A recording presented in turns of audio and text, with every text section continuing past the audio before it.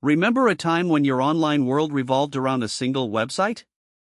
A place where you expressed yourself through glittery backgrounds, auto-playing music, and a meticulously curated top 8 list? For millions, that place was MySpace. It wasn't just a social network, it was a cultural phenomenon, the undisputed king of the internet, a digital mirror reflecting the hopes and dreams of a generation.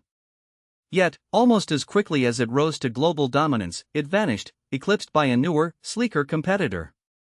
This isn't just a story about a website, it's a cautionary tale about innovation, complacency, and the brutal unforgiving nature of the digital frontier. How did the king fall, and why did a little startup called Facebook ultimately crush the original social network? In the early 2000s, the internet was still finding its footing. The dot-com bubble had burst, but a new wave of innovation was just beginning. Amidst this evolving landscape, two entrepreneurs, Tom Anderson and Chris DeWolf, launched MySpace in August 2003. Born from a side project at their internet marketing company, MySpace initially aimed to mimic the features of Friendster, an early social networking site. But MySpace had an edge, and it quickly became something far more significant. What made MySpace truly revolutionary was its embrace of user creativity and self-expression. Unlike its predecessors, MySpace allowed users unprecedented freedom to customize their profiles. If you knew basic HTML and CSS, you could transform your page into anything you desired, a riot of colors, flashing GIFs, embedded videos, and, crucially, music. This was a platform built for individuality, a digital canvas for teenagers and aspiring artists alike. Your profile wasn't just a static page, it was an extension of your personality, often loud, sometimes garish, but always uniquely yours.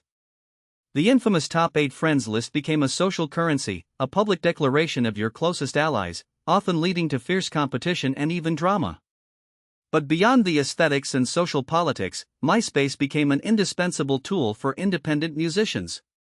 Bands could upload their tracks, share tour dates, and connect directly with fans, bypassing traditional gatekeepers. MySpace truly democratized music discovery, launching countless careers and becoming the go-to platform for emerging artists. By 2005, MySpace was undeniable. Its growth was explosive, attracting millions of users faster than almost any platform before it. That same year, Rupert Murdoch's News Corporation, recognizing its immense potential, acquired MySpace for a staggering $580 million. It seemed like an unstoppable force, a digital empire with no visible challenger. By 2006, MySpace became the most visited website in the United States, surpassing even Google. It was the center of the online universe, the digital heartbeat of a generation. But while MySpace was basking in its success, a quiet revolution was brewing, starting in college dorm rooms and quickly spreading outwards. In 2004, a young Mark Zuckerberg launched Facebook from his Harvard dorm. It was, initially, a stark contrast to MySpace. Where MySpace was chaotic, personal, and flamboyant, Facebook was clean, structured, and exclusive. It demanded real names and focused on connecting with people you actually knew, fostering a sense of authenticity that MySpace, with its often anonymous or embellished profiles, sometimes lacked. For years, MySpace viewed Facebook as a niche competitor, limited to college students and appealing to a different demographic. They saw their own platform as the vibrant, creative hub, while Facebook seemed almost sterile in comparison. But this complacency proved to be a fatal miscalculation. News Corporation, keen to monetize its investment, began pressuring MySpace to integrate more advertisements. This led to a clunky user experience, slower loading times, and a general feeling that the platform was becoming bloated and less user-centric. While MySpace scrambled to generate revenue, Facebook meticulously refined its user interface, prioritizing simplicity and speed.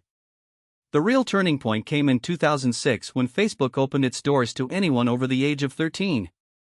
This was the moment the battle for social media supremacy truly began, and MySpace was caught flat-footed.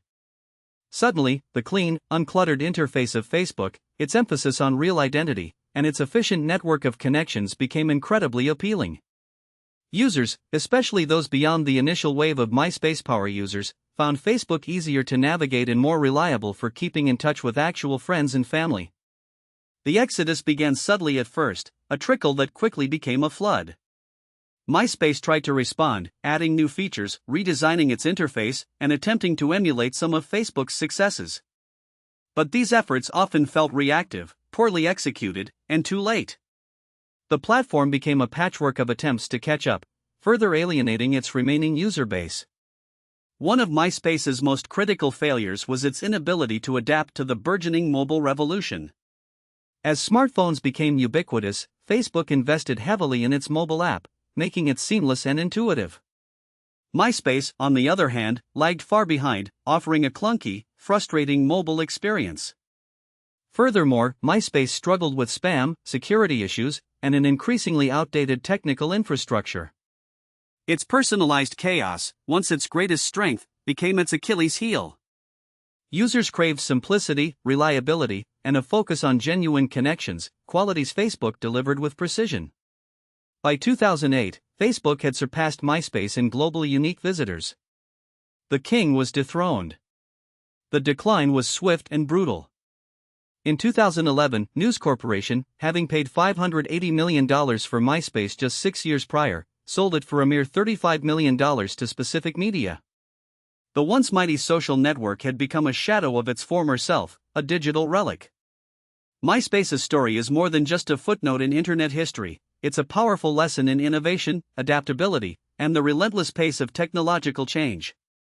While it may have fallen, its legacy is undeniable. MySpace pioneered many of the concepts we now take for granted in social media, from customizable profiles and friend networks to digital self-expression and the democratization of content creation, especially for musicians. It proved the immense power of online communities and the human desire to connect and share. Its downfall, however, serves as a stark warning. Complacency, a failure to innovate, neglecting user experience, and an inability to adapt to new technologies, particularly mobile, can bring even the most dominant players to their knees. MySpace teaches us that being first isn't enough. Continuous evolution, an unwavering focus on user needs, and a keen eye on emerging trends are paramount for survival in the ever-shifting digital landscape. Today, MySpace exists as a niche music and entertainment site, a quiet ghost of its former glory. But its echo still resonates, reminding us that in the world of technology, yesterday's king can quickly become tomorrow's cautionary tale.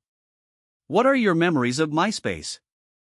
Did you have a glittering profile, an epic top 8, or a band page that launched 1,000 dreams? Share your stories in the comments below. And if you found this journey back in time insightful, please give this video a like and subscribe to our channel for more deep dives into the stories that shaped our digital world. Thank you for watching.